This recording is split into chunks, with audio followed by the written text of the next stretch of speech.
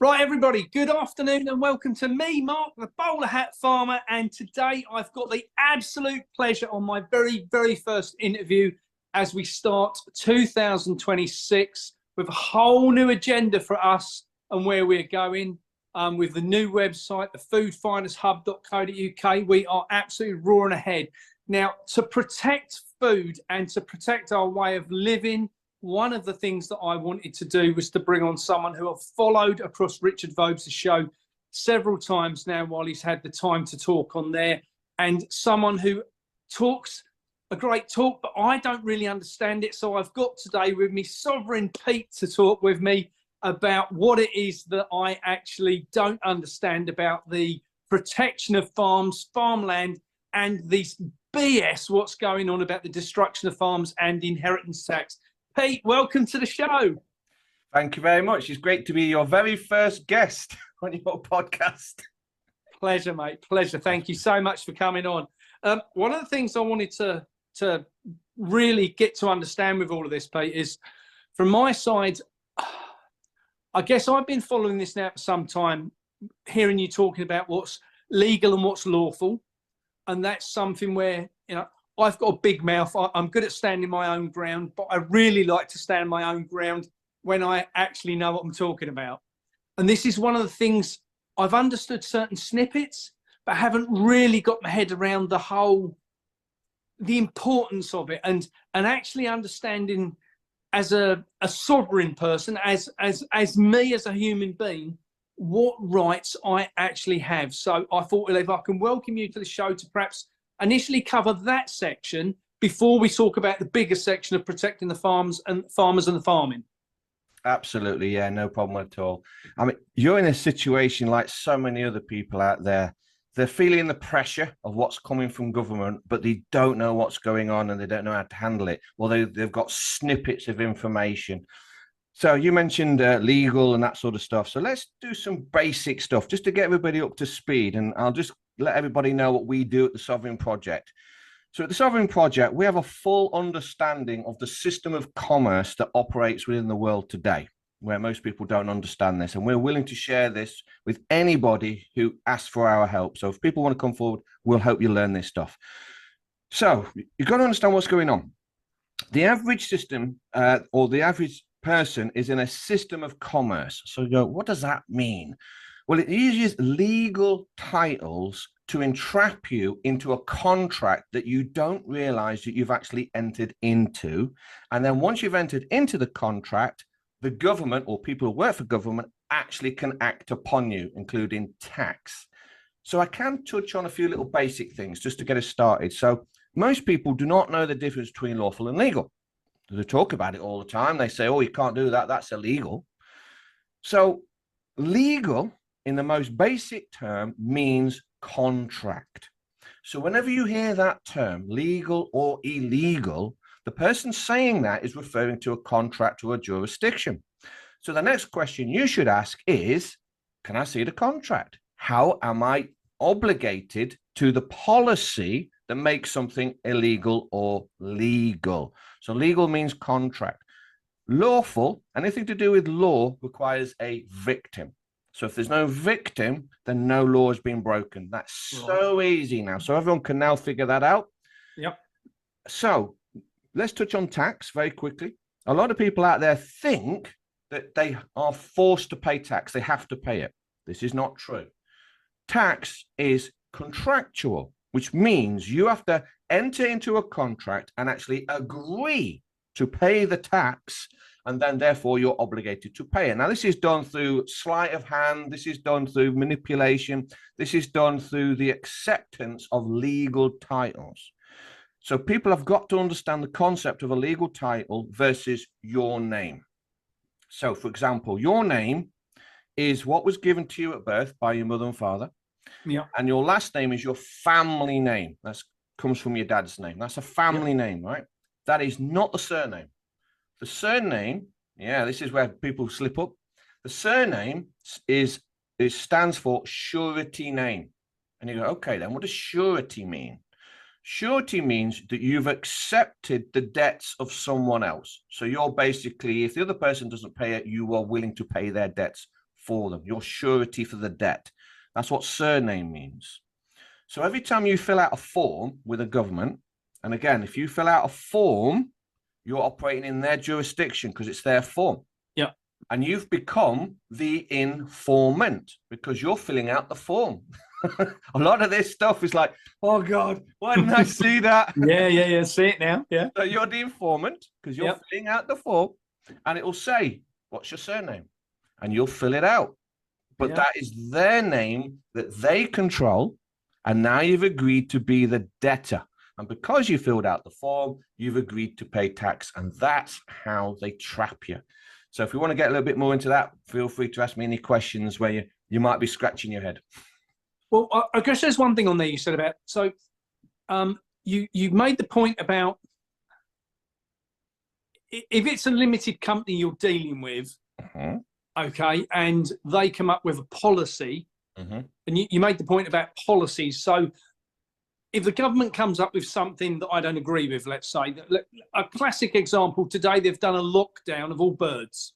Right. Okay. So, you know, if we look at that as a policy they've imposed, that is a policy that them as a limited company have established. Am I right on that? You're absolutely correct. Right. So that's nothing to do with law. Nope.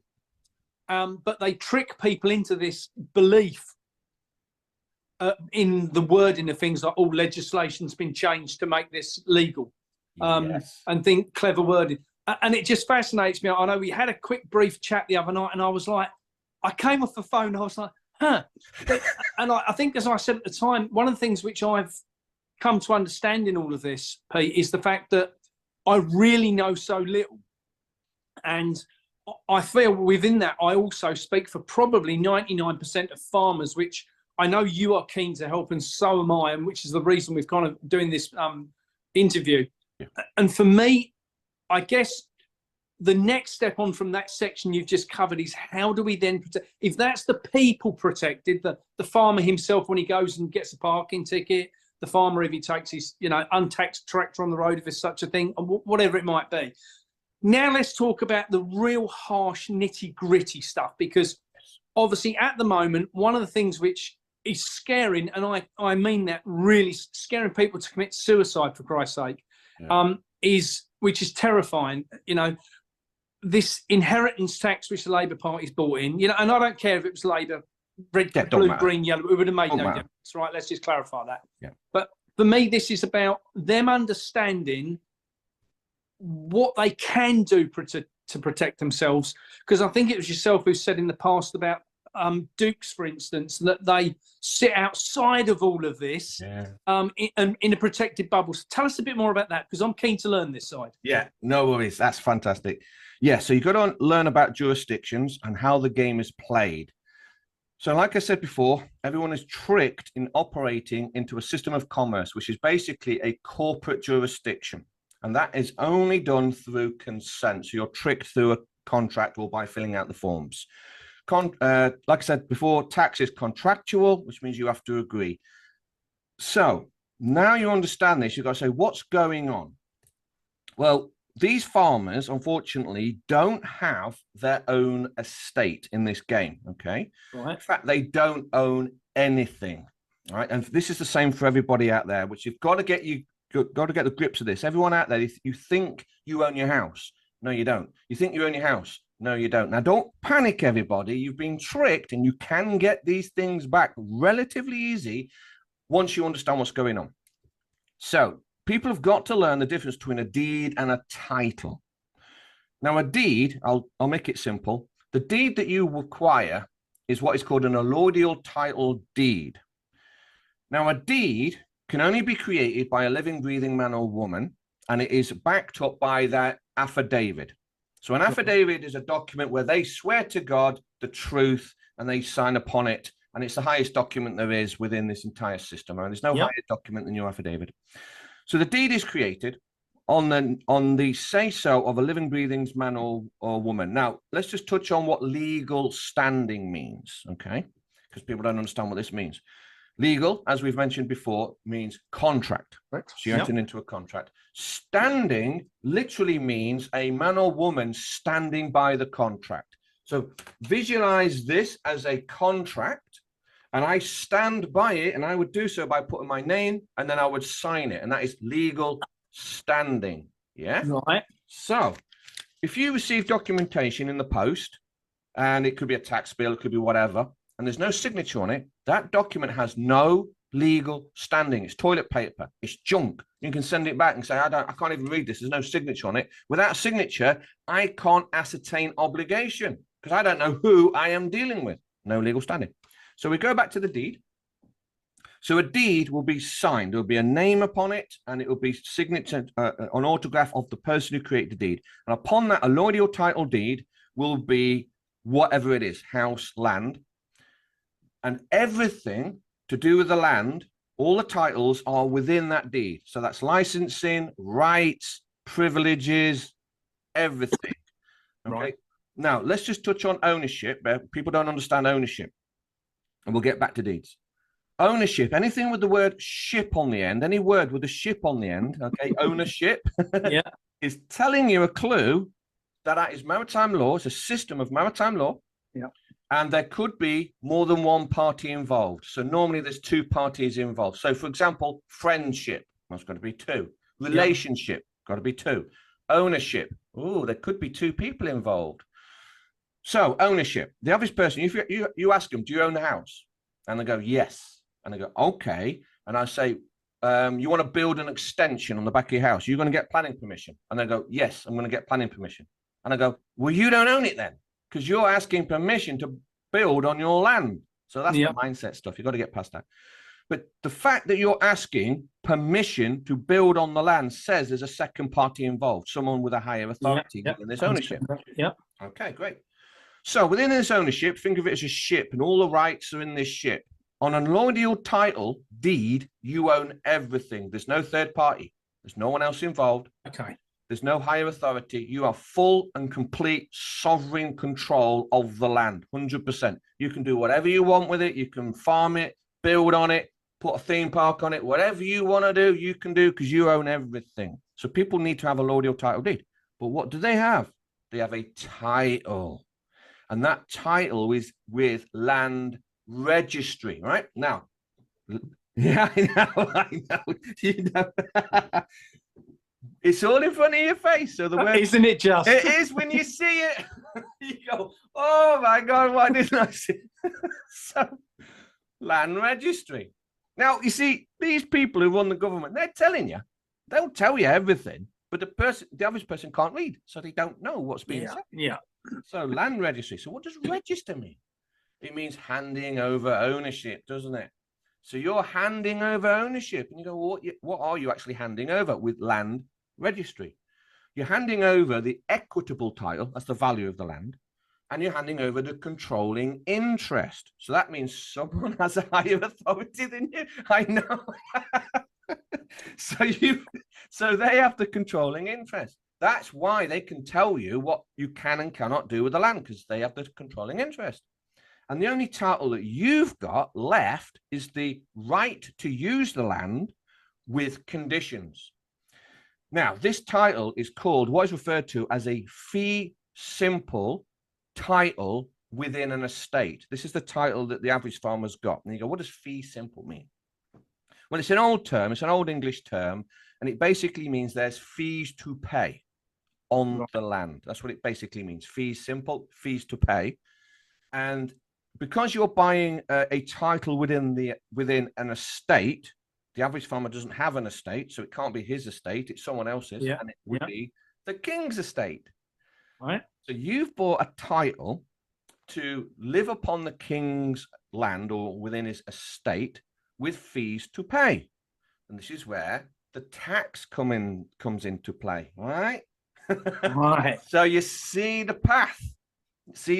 Because you don't own the land, you've not bought it, you don't own anything else, but you've bought a title within the king's estate. And by the way, they tell you this because, you know, when you want to buy a house, where do you go? An estate agent. Estate agent. They're telling you in your face, Estate agent. So what does agent mean? Agent means they're working for someone else higher up, which will be the principal, the boss, which will be the king. And of course, estates. So they're selling titles within an estate. That's why they're estate agents. And then they'll even tell you on the listing. So you look up a house and it'll say a little word, and it'll say tenure. And you go, what does tenure mean? And tenure means the right to hold something. So you've been granted permission to hold something. And you go, what am I holding? You're holding the title, right? And you go, okay, then what type of title am I holding? Obviously fee simple. Yeah. But it will also be referred to as either freehold or leasehold. Leasehold. And they're telling you again. So they've just told you you're getting tenure, which is you've got the right to hold, and you're freehold. So you're holding something free, which what does that mean? It means you're holding a title to the king's estate, which you can hold without a time limit. You're free to hold it. Yeah. And we'll get into the inheritance tax in a minute. But the other one, leasehold, what does that mean? Again, you can hold the king a title to the king's estate to live on the land, but with a time limit, normally 99 years. So after 99 years, it goes back to the king. You don't own it. So what does freehold mean? Well, there's no time limit, but you're holding the king's title. And remember, you've given it away. So the king has the equitable title and the controlling interest. So, because you've agreed, if you unfortunately pass away and you hand that title over to your children, the king says, oh, that's my title. Got to pay up. That is where the inheritance tax comes from. And this is where Parliament comes into place. And because they hold all the cards, remember, they've got the controlling interest. So they can dictate the policy now and say, oh, yeah, we're going to put it up. What are you going to do? Here's the good news. The title that you've been tricked into buying is literally worthless. It's got no value. Why is that? Because it's got no signature on it, and that means it has no legal standing. This means you can turn your back on the title itself and say, I don't even want it. Land registry, not even interested anymore. This also means that the land and the property that the farmers are using right now, this is for everybody, this is property developers and everybody, they have the right to claim the land because the land is unclaimed. Why is it unclaimed? There's no legal standing on any of this paperwork. It's a bluff. And we can get into how to claim your land back if you want. If you've got any questions so far. I know it's mind-bending. It is, Mum. And I think what I was just going to say on that, Pete, is one of the things you just said there about, like effectively that title's worthless. Yeah. So it's a bit like holding the logbook to your car, isn't it? Yes. The logbook states on it, no proof of ownership. Correct. It tells you on the document. So, all right, okay. So, for idiots like me that sit upon a piece of land that we might rent, we might own under ownership, we might lease under leasehold, and obviously leases, like you say. So if we look at the inheritance tax side here, once it transfers from, let's say, parents to children, the king or the government, whoever that hierarchy is, has the right then to tax you on the grounds that you don't own the land. Correct. Just correct. When I was a kid, I remember trying to learn to play chess. Yeah. And one of my mum's friends was trying to teach me how to play chess, and I could never win the game, right? And this is exactly that game of chess, isn't it? Because they've got the rules, they've written the rules. Every now and again, you might get there's the rules, but you never get to see the rules of that list. So you're always batting against the wicket. So obviously, you guys have now had time to break this stuff down, work through a lot of this, and to come up with a system. What you're now saying, we can now professionally challenge this in the right way. Okay, so how do we go about that? Because obviously, I remember someone putting on one of my YouTube comments, and I had heard this from a couple of people where they said you can apply to land registry to become. I think basically what it was that when you sign the deeds when you buy a piece of land, you say who is the local authority, and you say the local authority is, like for me, it would be Suffolk County Council. But presumably, and from what I now understand, that authority could be yourself. Yes.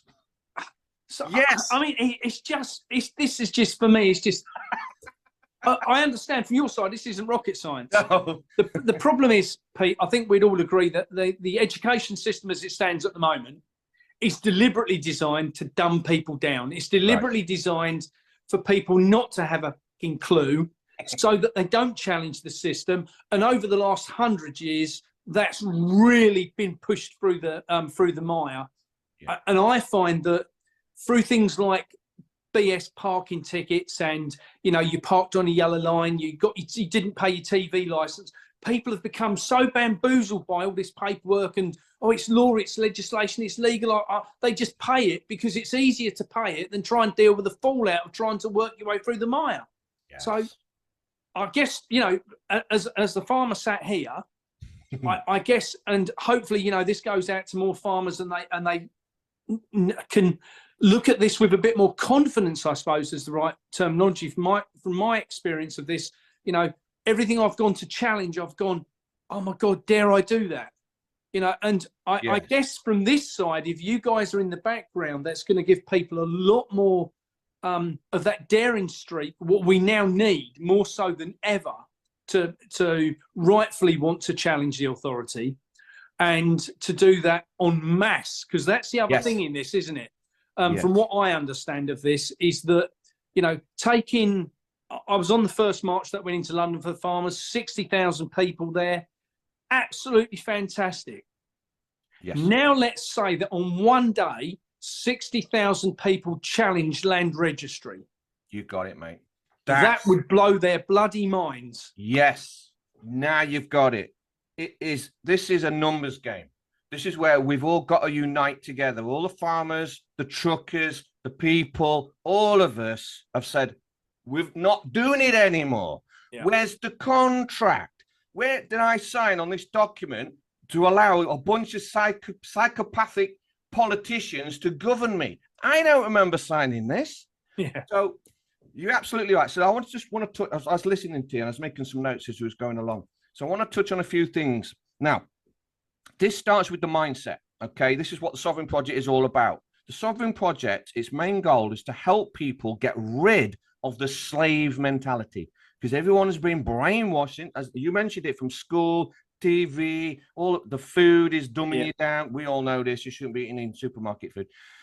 And we'll get into that later if we've got time. Yeah. So, this is serious. If they take the farmers out, we're all going to starve to death. So, we've got to get together, and we've all got to work together. So everybody in the truth movement, in the freedom movement, forget egos, forget if you disagree with me. I don't care. We've got to all work together now. 100%. So we've got to do it. So now let's talk about authorities, because you were using the word authorities. Obviously, there's no such thing as authorities.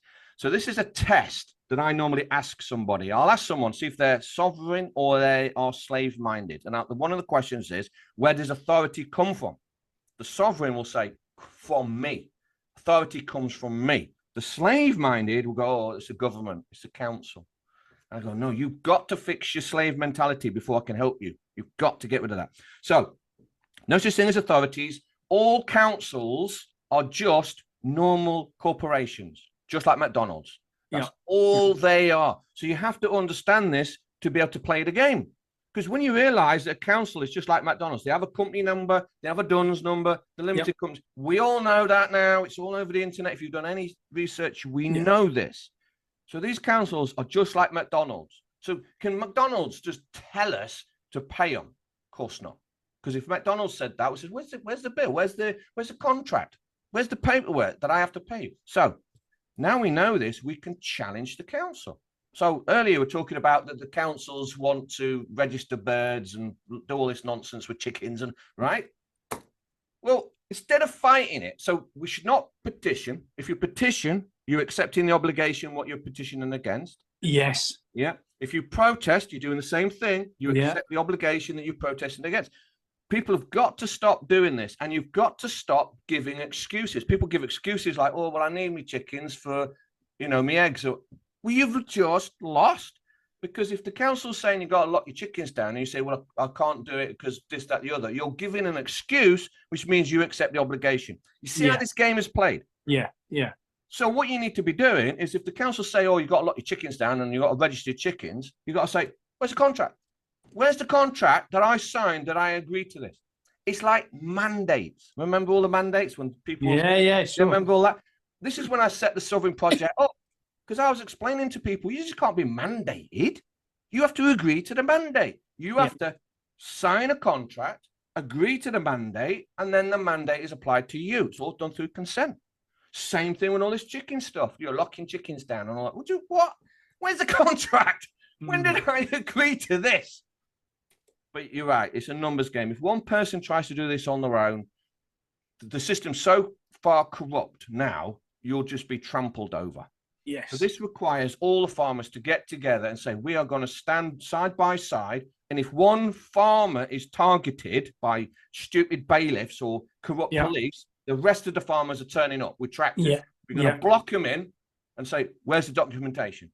What gives you the right to say we've got to lock down our chickens or we've got to inject our cows with this bloody toxic stuff? That's how we win this game. We challenge the contract. We challenge the obligation. It's mind blowing. I guess from my side, someone who's brought up in an average 2.3 family, parents came out of the Second World War. Parents struggled to get ahead. They bought their council house. They've done everything. They probably bought the shares in the gas and in British Telecom when they had the opportunities and did those things to try and better themselves and get further ahead and to make sure we as their children didn't struggle as much as they did. And I look at my children and think how I've struggled to do, what they needed when they were little. And, and now I see them doing this. And I think to myself, what? For fucking what? This is all bullshit. And when you start to look at the numbers of this and you understand what you pay out in the course of a year for tax and what, really, I don't know how many times in a lifetime you get challenged if you didn't pay anything, right? But if you said, well, every year I pay $5,000 in tax, right? And I'm just going to put that in a deposit account or in fact, in gold under the bed or wherever, because the gold would be, more secure and it would be, it'd still be there when you want it rather than the government or someone else spending it along the way and forgot to mention it to you because you didn't have a contract. So I guess for me, I think a lot of this is mind-blowing. A lot of this is really down to common sense, isn't it? And that's the thing what I feel, Pete, has been removed. And they've deliberately taken away the common sense and common law and people's understanding of common law to bring in legislations that people think of those common laws. Yes. So, okay, so I guess for myself then, the next question is, Pete, what and how does the average farmer sitting here today, I'm sat here, I own some land, I don't, but, let's pretend I did. If I did, and that I want to make sure that is truthfully and honestly and protected for me, for my family, for my children, great-grandchildren, all the way down the line, how do I start that process to step from living in their world and under their bureaucracy and legislation and all the other bullshit? How do I step out of that and take the farm into the sovereignty that I'm in control of, with my own sovereignty intact? Right. Yes. It is going to take two things. It's going to take some dedication and it's going to take some studying. So the first thing these farmers have got to do is realize what you're realizing. I don't know anything and I'm going to have to educate myself. Okay. Knowledge is power. Yeah. So you have to educate yourself. So put aside a few hours in the evening after. I know farmers do long hours, but you can spare, to save your farm. I'm sure you can spare a few hours a week and, for your kids and all the rest of it. So start studying this. You can go to the website, which is the sovereignproject.live. There's some free information you can download. There's also information on there where you can find your local sovereign project workshop. You might find one in your area. These are people who know what I know, and they're willing to share this and you can meet others. So we can get organized. So you get organized. This is a network that we're creating. So learn basic contract law. Again, this information is easy to understand, and there's downloads, free downloads on the website. Learn basic contract law, understand what a contract is, understand the power of your signature and how to protect it. Once you know this, understand the basic rules of commerce. Again, this information is on the website. You can download it. I don't have time to go into it right now, but just the basics. One of the basic rules, in fact, I'm going to give you 2 basic rules. There's 12 hidden rules within commerce, and they're called hidden because the average person doesn't know about them. One rule, no involuntary servitude. This is in commerce. This is their legal system. This means you cannot be forced to be a slave, but you can consent to be a slave. If you want to be a slave, not a problem. Yeah? If you want to give away your rights and give away your estate, then you can do that, and I can't stop that. If you want to give your freedom of speech away, that's your choice. This is the which I guess is what we've been hoodwinked into at the moment. Yes. En masse, we're seeing this, aren't we? Yes, that's right. Now, this is one of the paradoxes of rights. Everybody has the right to give away their rights. That's the paradox. That's the problem with them. Yeah. This is how the government works. If you want to give away your rights, fine. So you got to do it. Don't go looking for your rights, people. This is another thing we teach you. Rights come from you. So if I say to you, you have the right to privacy, and you said, oh, where do I look that up? I go, you've lost the game. You can't go looking for your rights. They come from me. I say so. I've got the right to privacy. I've got the right to ownership. I own that car. I own the chickens, that sort of thing, right? So you've got to learn this stuff, get educated. Also, all the farmers, you've got to get networked, get involved, get more farmers involved. We need network because like I mentioned earlier, if you're on your own, and even if you do your paperwork perfectly, the justice system. Yeah, I know. The injustice system. Yeah, the injustice system. We'll just trample over you because there's only one of you. Yeah, but I think what we do know here, Pete, is that as the farmers have proven, especially across Europe and the world, and now sort of coming to roost in this country, farmers do have a sovereignty to stand together. They have this loyalty to come together. They all want the same thing at the end of the day, and I genuinely believe that the government has, and not, I don't mean our government, I mean those who have elected themselves as a world government, have very much misunderstood farmers as people. Because for me, my mum will ring me at night, she'll say, what have you been up to today, darling? Well, at 4 o'clock this morning, I was picking vegetables. At 6 o'clock this morning, I opened the shop. At 7 o'clock, I was a midwife. At 8 o'clock, I was a plumber. At 9 o'clock, I was the electrician. 10 o'clock, I was the vet. Yeah, and this goes on all day. We can twist, move, manipulate, and get around things really quickly. And we saw this in the pandemic, how so many farms opened shops within days and got loads of stock where supermarkets ground to a standstill. The bureaucracy, from my side, what's involved in government, and especially while they're trying to impose bigger things and bigger agendas, is very slow at being able to turn. And that, I feel, is where we have the strength in numbers. Because if I'm right here, if we was to bring together 50,000 farmers tomorrow that say, do you know what? I'm not bloody having this anymore. I'll tell you what. I'm going to drive my tractor, but where I'm going to drive it to is whether that be, the post office to send the paperwork off to land registry, wherever that might be, but having that understanding and that knowledge, because let's face it, we're only going to get a few people break the mold on this, and then we're going to have an avalanche of people going, come help me, come help me, come help me, protect me, do this. And I don't think that we're a million miles away from people wanting that now.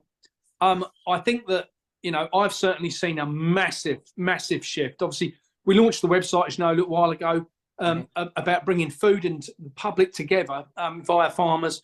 And the numbers are swelling on that. Yeah. And that says to me that change is afoot. It is. So what we need to do, for me and you sat here talking to each other, I think I'm right in this from my side. I'm looking for a solution. Yes. You guys have a solution that you're saying if people come to the table with you guys, you can assist them, whether that's via local networks and meeting local sovereign people like yourself. Yes. And we can work a way forward for farmers to be able to sit down and protect that land for the future generations to be able to grow food, which we know they're so desperately trying to stop. Absolutely correct. Absolutely correct. Okay. We just got to get enough of these farmers who want to do it. And I think you're right. The rest of the farmers will follow. And I think this movement in this country, I don't like using the UK because that's a corporation. Sure. I reckon the rest of the world will watch what's going on. And they're going, what's going on? I'm going to use the word England, but don't want to get too deep. And they're going to say, what's going on in England? And then other countries are going to go, oh, hang on a minute. Do we own our land? Oh, no, you don't. Because this system that we find ourselves in here is the same in every single country. Well, I was going to say, surely anywhere, my partner's Nigerian, and some of the things what she talks to me about blows my mind, because I think that's only down to colonialism. Yes. Now, surely, if that's the case, it isn't just Nigeria. We're talking about anywhere the British Empire went, which is, let's face it, 90% of the bloody planet was at some point in the past under British sovereignty. So that must be that if this pack of cards starts to tumble, and I don't know the answer to this, Pete, but I bet I'm right in saying this. I would say under this system, what they have set up, there is still taxes paid today from other countries back to the UK. Yeah. Under you owe this money to the king under taxes. Yes. Even after the American Civil War and everything else, I guarantee that those things still sit in place. Yes, absolutely. You know, so you can understand if this pack of cards starts to fall, oh, gee, it's going to be a big panic. This will change the direction of the whole planet.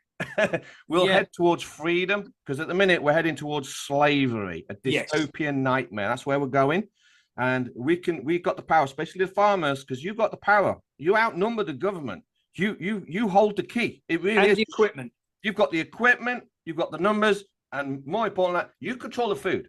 And we all know that if these globalists know this, if you control the food, you control the people. That is what the globalists are after, right? Yeah. So this is World War III right now. We're fighting now, but it's a completely different war. And we're going to do it through paperwork and the power of the pen. Yeah. Everyone can do it sat at home on their desk, writing notices, going, where's the contract? I mean, hey, am I right to assume this? Because one of the things which I know a lot of people have challenged things like council tax and things like that and not paid bills and things.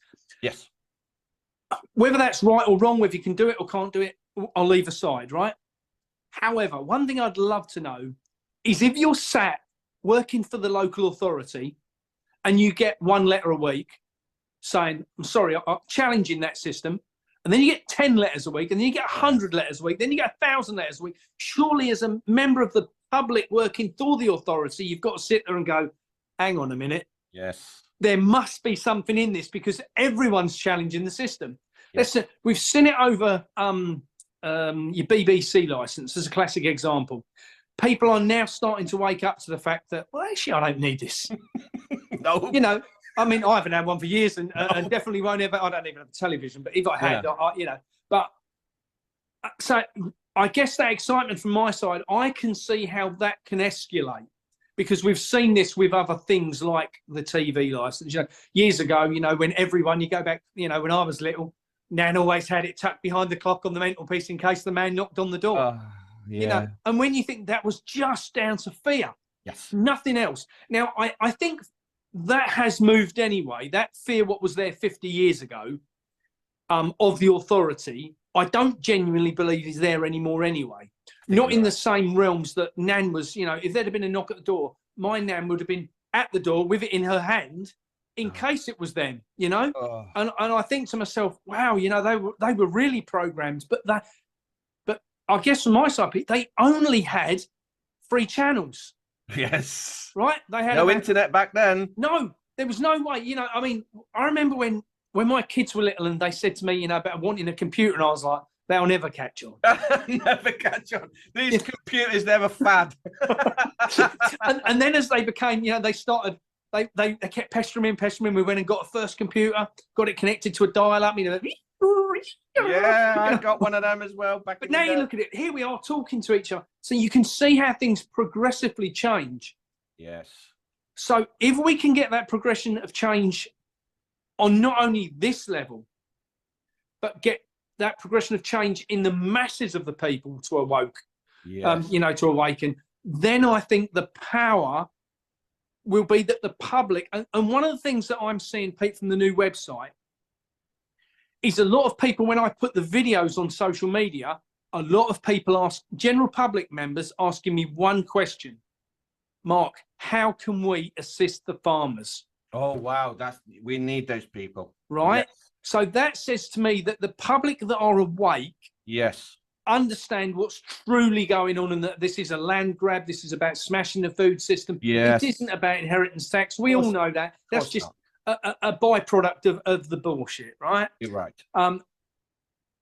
It's like, you know, they chuck things like bird flu in, or, you know, we got rid of the tax on the tax allowance on red diesel, all these little things to just keep packing away at farmers so that they eventually just go, oh, I just can't deal with this anymore. Yes. You know, I'm old. Yes. I haven't got any kids to leave the farm to, where they would have found someone, you know, they would have thought, oh, that lad who worked for me 20 years ago was a really nice, I could leave him the farm, you know, because he's always been about in the background helping me. And that's all been destroyed. Yes. Along with the family values and the farm values, because people always saw a farm. It's a bit like, my parents have always lived in the same house, right? Mm-hmm. So ever since I was born. So if I've ever been in the position that I, how should we say, didn't quite make it in that relationship, I always had somewhere to go home. Right. And farms are very much like that. They've always been that place where you could go away to school, to college, university, but you always came back to your roots. Yep. Even if that took 10, 20 years to come back, because there wasn't a place for you on the farm at that point, because dad was running the farm, or granddad, sure, whatever. But eventually they get to the point they need to clock off and retire. That's when people start to come back. And I'm seeing this massively in the farming community at the moment, that a lot of the people who went away were the parents who wanted no place of it, but the grandchildren who are awake are desperate to get back on those family farms. Right. So this, to me, is, how do we involve the how public, you know, yes, and involve them in making this happen? Yes. Now, absolutely. The people out there have to get involved. Now, I get this a lot. I ask people, and they say things like, "Oh, what can I do?" You know, all this. And I say, you have a voice. Yep. Everyone has a voice. Everyone has access to the internet now. Everyone has a voice. We've got a voice. We're saying stuff. So everyone should be doing what we're doing and spreading the word. So if people want to do something, share this video. That's an easy thing for you to do. Yeah. Just take the link from YouTube or whatever and put it into Facebook groups and Instagram groups and farmer groups, and do it from, get a coffee, sit at home and say, right, I'm going to spend an hour now online and I'm going to start sharing stuff. I'm going to start spreading the word. Yeah. You get millions of people doing that. This comes to an end. Absolutely. And I think that's, I mean, I did a video the other day and we're talking about Arla and about the, you know, as a product, and, you know, and I think we titled it, "They're Poisoning You." Yes. Right. And it went out to about 60,000 people viewed that video. So from my side, that was one of the biggest videos I've done, apart from my two geese who I filmed on the farm for 20 seconds, and they got 2.2 million views. 2.2 million. You know, well, but they're professionals. You know, they do this for a living.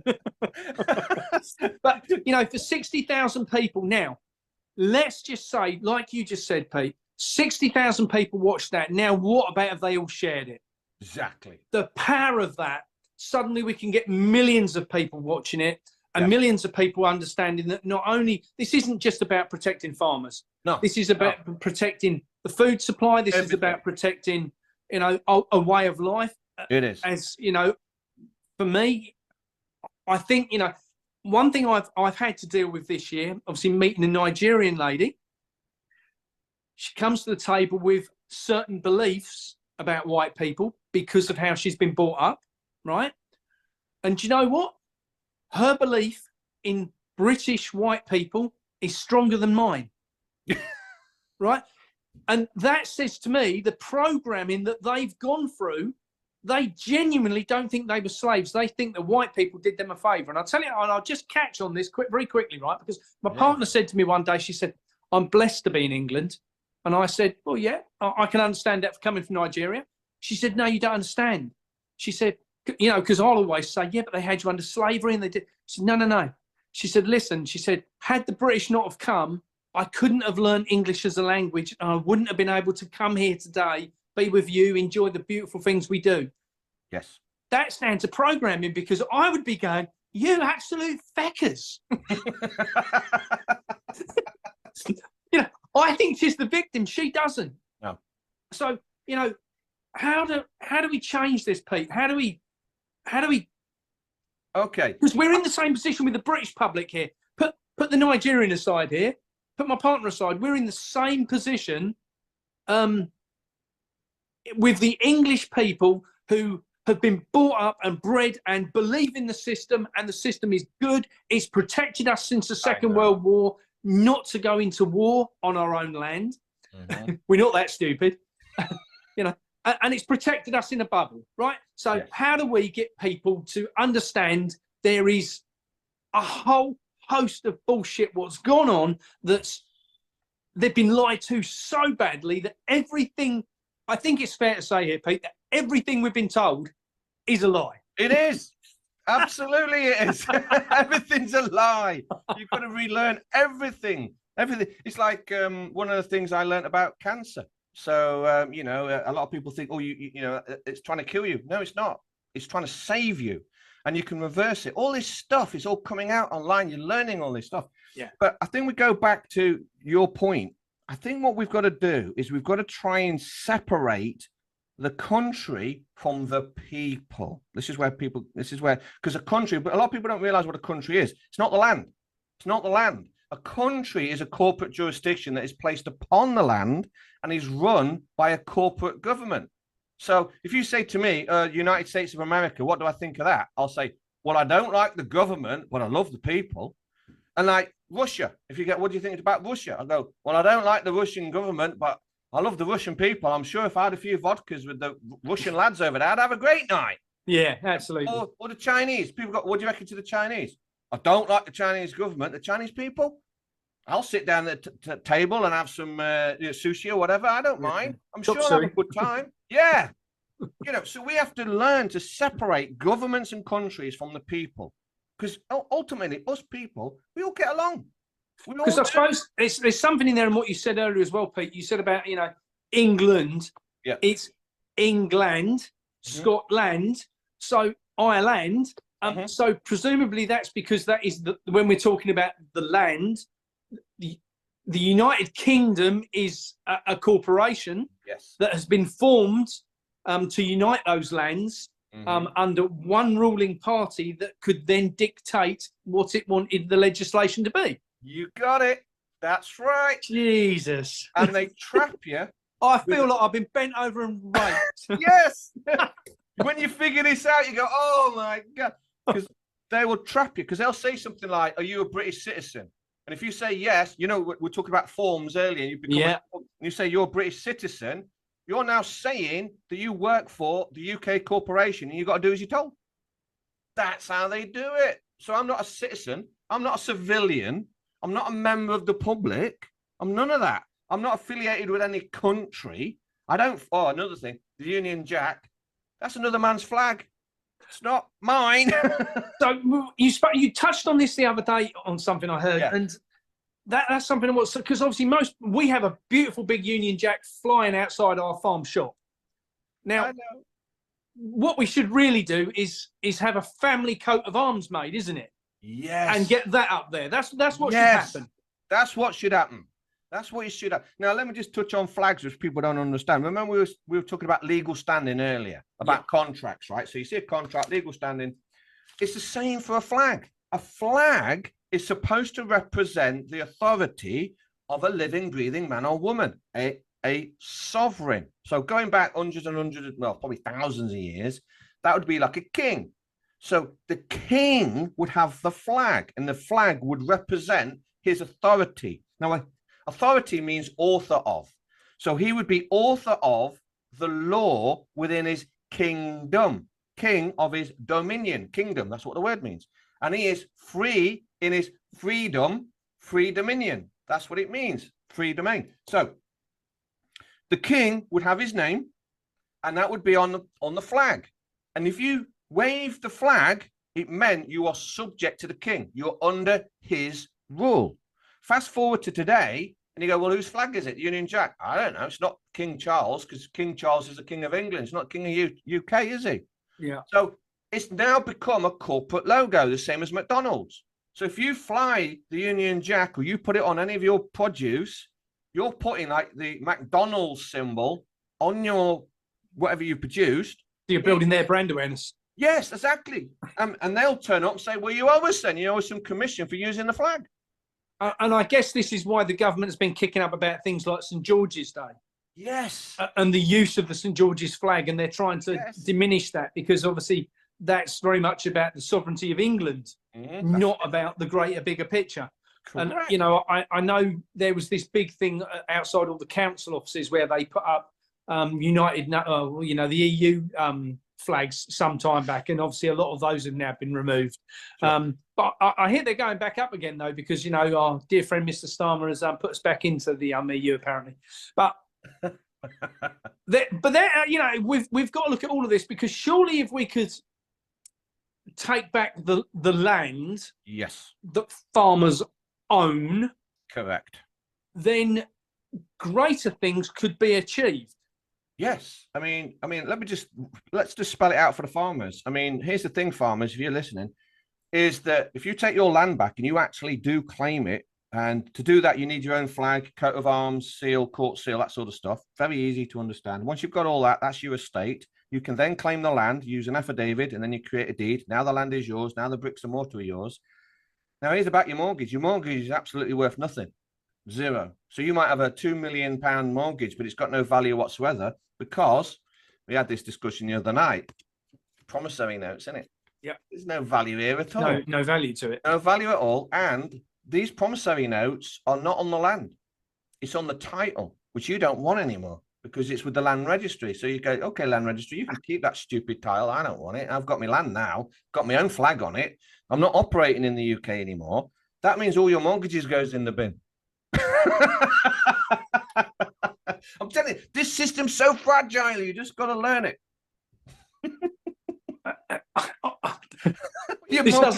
Just so you know, this doesn't happen very often, but I'm actually speechless, right? So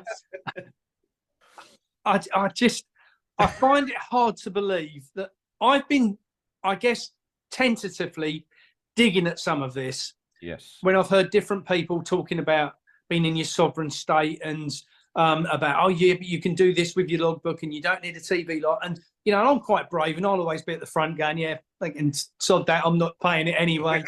But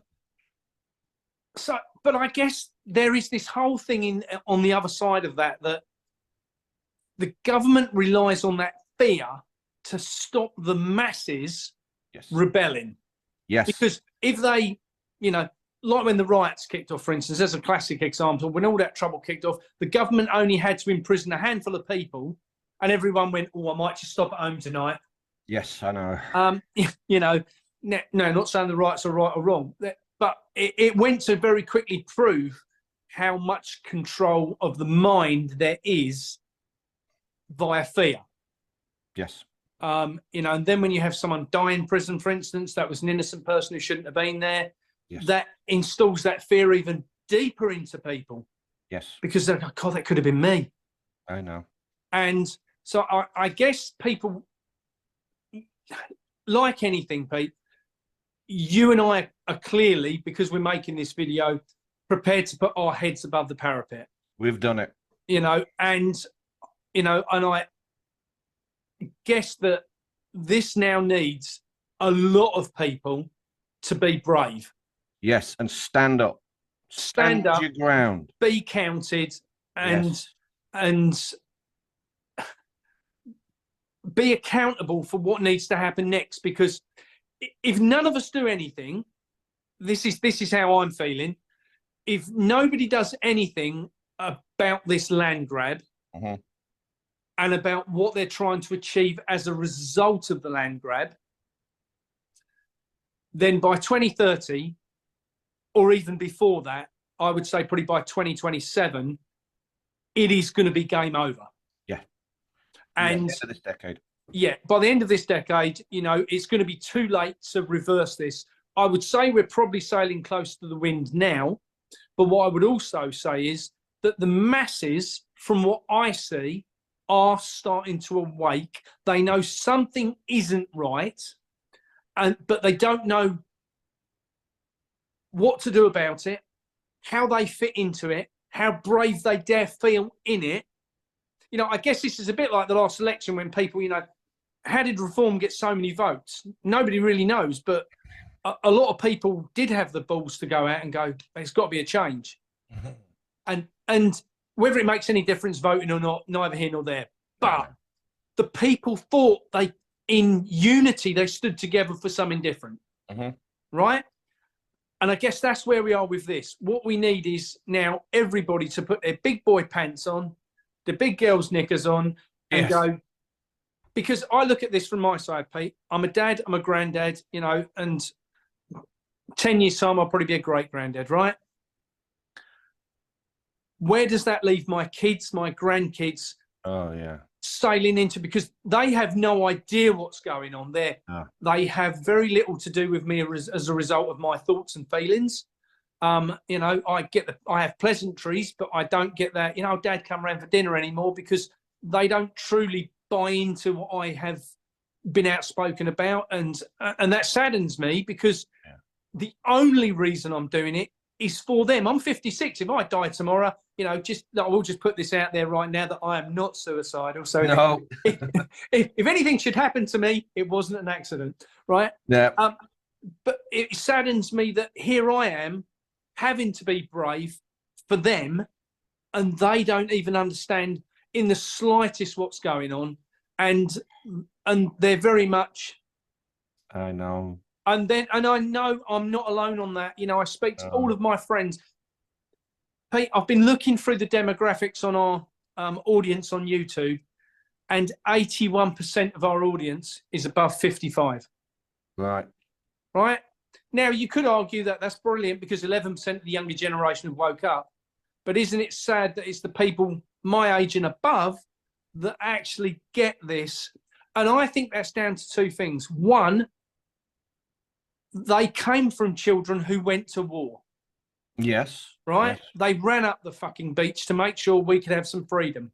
The other thing comes, in my opinion, is we remember what freedom was like. Yes. We remember as kids we could go out and do what we want. Yes. If you got in trouble, the village copper give you a smack round the head, and by the time you got home and you thought to yourself, I'm not going to tell Mum, she already knew because he'd already phoned her, right? But it was then it was over. It didn't matter. Now we don't have that same ability, I don't feel, as a nation to be able to deal with the simplistic things. No. And to me, challenging the government should be a simplistic thing. I agree. Because they are there, and I hate to say this, as civil servants, it's in the bloody title. They're there to serve us. For some reason, that these councillors now think they're lords and ladies and well above the general public who go to the till and say, please, can I pay the council tax? This is now about us taking back our ownership, us taking back everything that they've robbed from us, including freedom, democracy, financial issues, everything, what they've stolen from us over the past probably 80 to 100 years without us really realising what was going on. Is that fair? Yeah, I agree with you on that, buddy. It is up to the individual to stand up now. They have to stand up. And I want to be absolute, and I'm sure you'll agree with me on this. We're not talking about violence. We're not talking about none of that. You do it peacefully with your pen. Yep. So you'll actually do it with your paperwork, and you'll start using that, and you stand up using your paperwork. For example, this whole thing can come to an end very easily if there was enough sovereign men and women within, let's just call it the jurisdiction of the UK. If they understood basic contract law, they could serve notice on the politician within their area and mandate the politician to cease and desist. And if the politician failed, then it would be your right to sue the politician by name. This is very important. You've got to understand. You can't just sue the government because that's a waste of time. It's illegal. Yeah. They just hide behind it, don't they? You're absolutely right. You're wasting your time. But as soon as you start suing these employees, these politicians by name, and you hold them personally accountable for their actions, like 15-minute cities and ULEZ and all the rest of the garbage and 20-mile-an-hour speed limits and all the rest of it, that's it. And I had it from a friend of mine, ex-MP, was in, I won't mention his name or anything, but he said to me, the one thing that politicians fear the most is being personally held accountable. Yeah. And that is by a person serving notice. No appeals. No, I'm telling, no more 15-minute cities. No more drag queens in bloody children's schools, whatever it is. Yeah. End of. So all people have to do is get angry, put it on their documentation and send it on. You get a few 100,000 of those getting sent out weekly. Boom, this comes to an end. It's over. Yeah. It's over. But people have just got to stand the ground. Me and you, we've stood up. We're now speaking out. That's what other people have to do. And there are thousands of people out there speaking. Yeah. But we need more. Okay. Can I play devil's advocate here, Pete? Go ahead, mate. Let's say I'm Molly Mop and I'm feeling a little bit brave. Yes. And, put the farmers aside here, just general public here, and I'm feeling a little bit brave and I want to support the farming community. Obviously, from my side, one of the things that I've set up is the website so that we can connect farmers with customers so that we can remove supermarkets and the system, yes. Right? Is there any, for want of a better word, standardized letters that are available to the public to be able to say, let's say a letter that's pre-written to say, I want to challenge my local MP and get them to do something about this in Parliament. Is there a letter, what you guys have written or could potentially write, that is available as a download that people could go to the site, download this, fill out their name and sign it at the bottom and send it to their local MP? Right. And I guess the other side of that, is it worth people doing that? Right. Now, here's the problem, okay? That's a templated letter. Now, people have got to understand what authority is. Remember, I mentioned it before, is authority is author of. So if I write something on a piece of paper, I am the author. That's where the authority is, right? Now, if people all send in exactly the same letter, the government are going to laugh at that and go, this is exactly the same template letter. You didn't write this. So the government will then know that everyone's bluffing. They're not sovereign. That's the problem with template letters. Okay. So what I would try and suggest is, this is why I said earlier, people have just got to study a little bit. I know most people watching this have probably never written a letter in their lives, but I'm saying it's time you learn.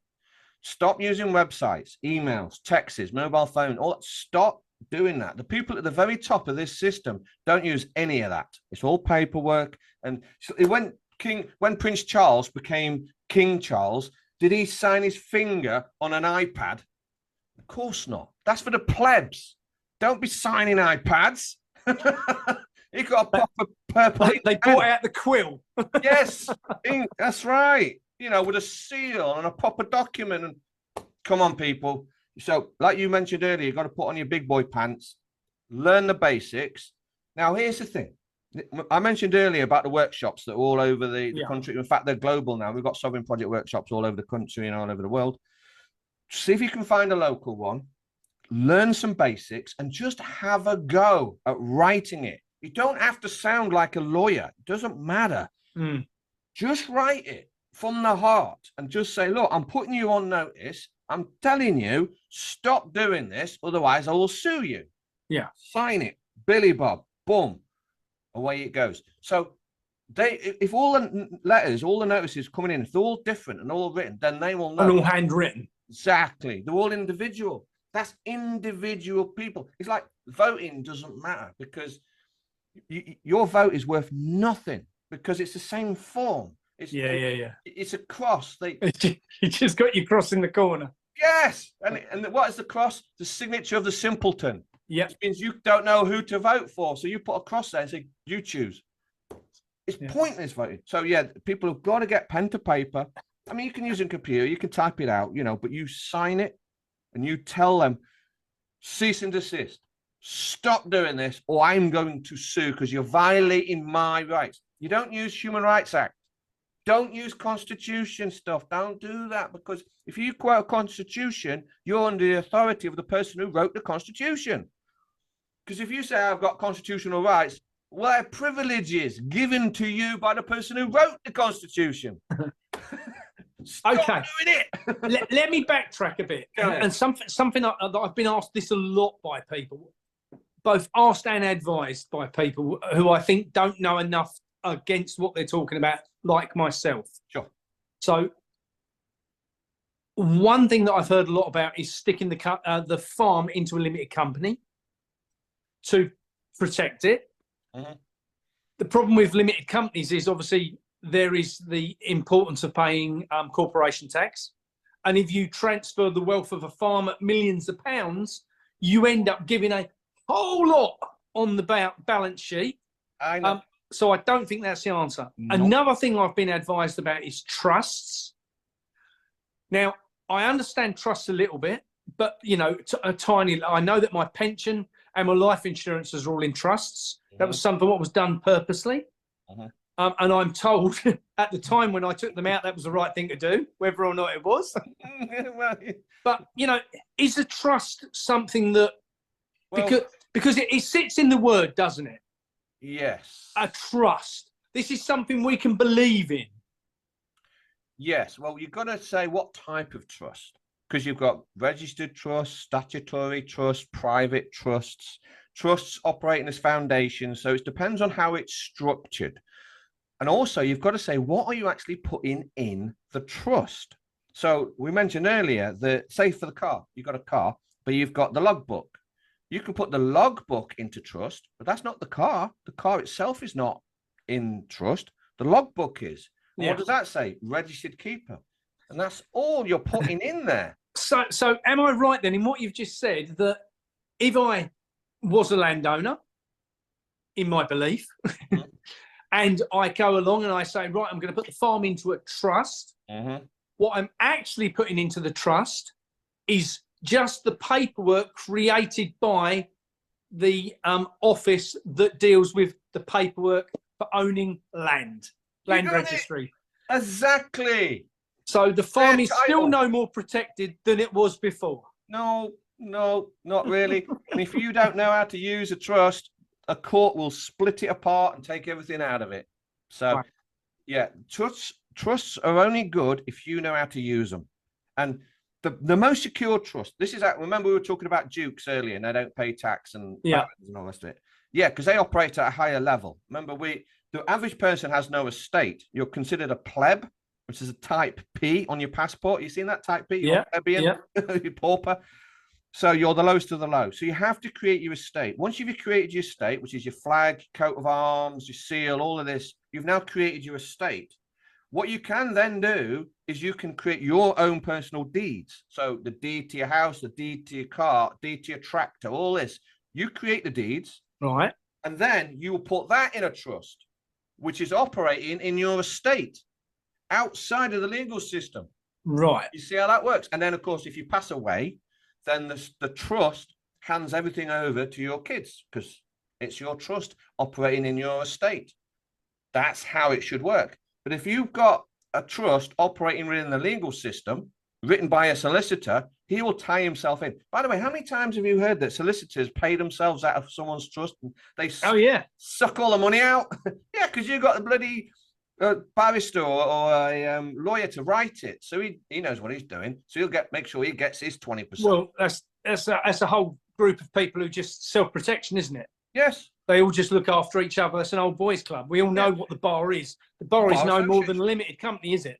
Correct. That's right. You can look this up. You're absolutely right. But when you figure this system out, you can play the game. Because look at it. The people at the very, very top of this pyramid of power, they have coat of arms, they have seals, they have flags. They even put the flags in your face. Even Porsche has a flag. They put it on the car. You know, Ferrari has a flag. So these big families, they have flags and seals and all that. Yeah. Right. So it's not just for pretty pictures. It ain't just because it looks cool. There's an actual meaning behind it. And you should start putting your coat of arms on your documentation. So that's where it should be. In fact, your flag should be on it. There's your flag and boom. And then once you've created your estate, you can have diplomatic immunity. So when you fly, you're not going to be queuing. They can't check your bags. You're not going to be undoing your shoelaces and taking your belt off and getting felt up anymore. No, diplomatic immunity. Oh, so there is disadvantages then. Yeah. Yeah, you can say, okay. Okay. So just on this note then, so you made the point earlier that you're running these courses around the country. Yep. What's the cost of that? Right. If you go to a local workshop in your area, it's free. Right. Now, these are volunteers. Now, you can look them up. If you go on the website, there's a page that says workshops, and it'll show where they're all operating and running. And we've also got some chess clubs as well, which is slightly different. But there's still people offering help. Now, all we ask is, look, these are volunteers. These are people who have found a venue in a pub somewhere or whatever, and they will meet up once a week, and they're willing to teach you this. Sure. Tip them a drink. Yeah, yeah. We do this in Leicester. Everyone tips me a drink at the end of the night. You know, a little glass goes round and couple of quid goes in, and I really appreciate it. Tip them a drink. Now, if you can't get to one of those workshops, we do have an online course. Now, that is not free. That's £65 for the whole 22-week course. So if you want to do that. 22-week course. 22-week course, and we will take you through the whole thing of learning contracts and notices and affidavits. So that's about £3 a course. That's right. Okay. So, and now for someone here who has spent over the years thousands of pounds on personal development, on buying books and CDs, which I believe have done me good. They've certainly awoken me to where I am today. I've spent thousands. £3 a session doesn't seem a lot of money. And when you think that, I don't know, but a pint of beer must be £6, this to me seems like a fairly good investment. And, you know, for someone who, farmers don't like to spend a lot of money, it's fair to say, my partner will say to me, you know, are you going to get rid of them shoes yet? What? No, I'm going to glue them back together, you know. We don't like spending money. So for me, £65 is not a very big investment for the potential of what we could save here. Yes. Because, you know, when this comes down to, you know, if a farmer is sitting on land, what is going to go, you know, potentially over the next year, 5 years, 10 years, 20 years into inheritance tax. And yes, things may change again, and legislation might change, and a different puppet brigade might get in. They never turn taxes back because it's an easy target, right? It's never going to happen, no matter what they tell you, right? So this is here to stay. And we know why it's here to stay, because it's been pushed down from above, so it needs to stay. So for £65, and how long is a course?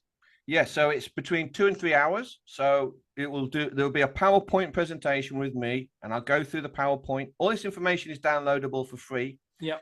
And I will go through the basics. So the 22-week course is set up for someone who knows nothing. So you're completely fresh. Yep. So we go through the different levels of law, what law is, signatures, difference between public and private, affidavits, notices, and we go all the way through to the end. And at the end, we'll even show you how to do the lien process. And it shows you how you can actually sue people on your own without using a lawyer or a solicitor. So the whole 22-week course, you can do all of that. Like I say, it's just over £3 a course. And so basically, we're talking about two investments here. One, £65, which to me isn't an investment. That's, you know, that's a night out. Yep. That's a Chinese meal for me and my partner, right? Yep. That's the realism of that. The other one, if you're talking about potentially 60 hours plus of study time to save your family's livelihood, yes, and your family's because most farms, are not first generation. They're second, third, fourth generation. Yeah. So, the people who have worked that land before you, who have, like me, got calluses on my hands and, bloody can't walk properly because of having a bad back where I've been bent over doing stupid shit in the rain and, the frosty weather and everything else. Yeah. The pain what them people have gone through, you're protecting what they did to make sure you could survive in the future. Yes. And that to me is very little, because people will go and spend £50,000 on getting a solicitor to protect them over setting up trusts and things like this. It's thousands. Oh, yeah. When really you're no further forward at all than when you started. Correct. Correct. And that's right. And that's where... This is a sad situation, isn't it? I know. That's why I've always said, knowledge is power. You have to learn this. So to spend a few hours a week, one evening a week, and say, that evening, I'm just going to learn this. And after a few weeks, 22 weeks, you'll be up to speed and it'll blow your mind. And then you're on your way. So the problem is people have just been handing their responsibility to other people, like solicitors and lawyers. And absolutely, they've been having your pants down. Yeah. Because you don't know any different. It's everything what we fear, isn't it? Whether if you're self-employed, you must have an accountant.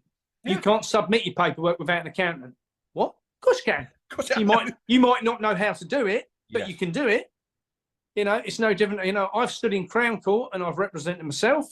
Yes. All right, I kind of won. but it did. What I did do was I did it. I've stood in magistrates' courts dozens of times and won my case. Mm-hmm. All right, yes, I've gone dozens of times and lost, but I didn't know enough about what I was arguing. And I am someone who needs to go through something to find out the truth. Sure. How does the system really behave when this happens? What's the next level of paperwork that comes after that? Because I'm someone who, I don't proudly say this, but I've been bankrupt twice. And twice I've been bankrupt because I didn't understand the system. Right. And how the system was stacked against me. Yes. I've advised hundreds of people since my bankruptcies on how to stay out of it, or if they are in a position they've got to go through it, how to do that without coming out losing what I did. Right. So for me, I look at it probably like yourself and I think to myself, all right, I've taken a kicking in court occasionally, but that's life. What I have managed to do is save hundreds upon hundreds of other people getting the same kicking. And for me, that was worth the kicking I took.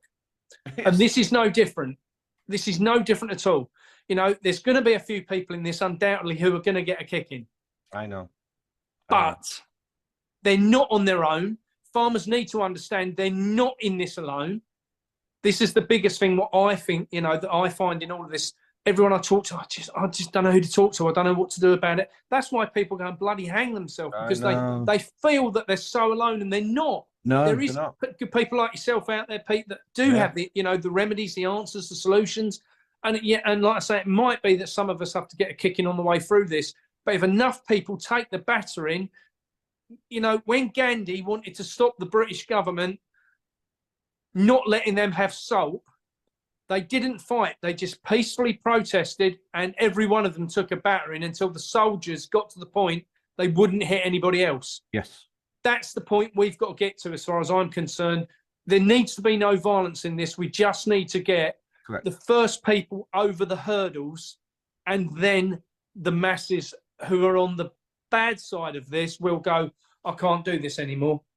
I can't keep writing to these people telling them they're in the wrong. I can't keep serving them with court paperwork. I can't represent these people in court because I know they're right.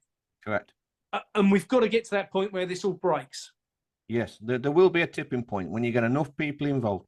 And even if anyone is watching this right now, if you're still fearful, look, if you don't do anything, the government's going to take everything anyway. Your farm's gone. They're going to take your house, your car. You won't be able to eat meat. It's cricket burgers and all the rest of it. Central bank. You've got to fight. You've got to. Especially as a man. If you're a man and you're not fighting, I'm going to look at you and go, what's wrong with you? You're supposed to fight. So, yeah. I'm hoping there's enough men out there that's going to stand up and say enough's enough, because I'm up to here about it. Yeah. Well, I guess, Pete, as we kind of come to a conclusion on all of this, we must be wrapping up towards an hour. Yeah, we're getting, we need people now to be brave enough to go on that website. What was the website address? Yeah, it's called thesovereignproject.live. Okay. And there's a whole load of information. There's contact email addresses. There's, like I say, workshop links, and there's a YouTube channel links, and there's also links to social media. We've got thousands and thousands of people in social media groups that you can join, and you're not alone. You can talk to these people. We're all working together. We're all networking. So yeah, sovereignproject.live. Okay. So if we get people there, get them registering onto the social media, start chatting with people, and then get themselves registered onto these courses, whether that's online or locally. Locally, yeah. And get people to understand how this system works, the system they're in, I mean, yes. and how corrupt that system is, and how they can break out of that system. And then once they start, I'm sure like me, once they start to see through the window and go, there's something a little bit more out there, they'll get hungry for it like I am now, and wanting to really dig deep into this and to really find out, do I actually need a driving license? Do I actually need a passport?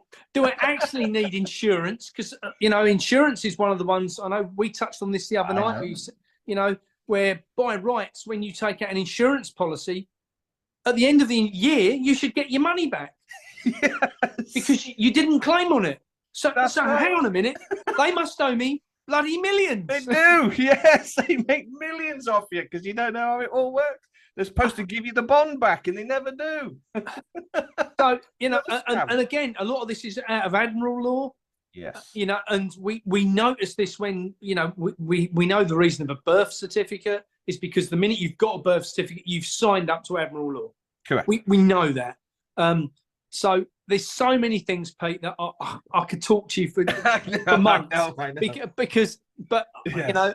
I think as we're coming to a close, for me, I've learned so much today. I hope this gives other farmers and members of the general public here the foresight, the vision to be able to be brave enough to just take tentative steps towards trying to protect themselves, towards trying to protect their families, towards trying to protect our country and the world. Because as it sits at the minute from where I'm looking on this, and I'm someone I'm a figures person, I look into the actual resources, what they're after. And people say, oh, the WEF, and it's not the WEF. This is much, much bigger than them, much bigger.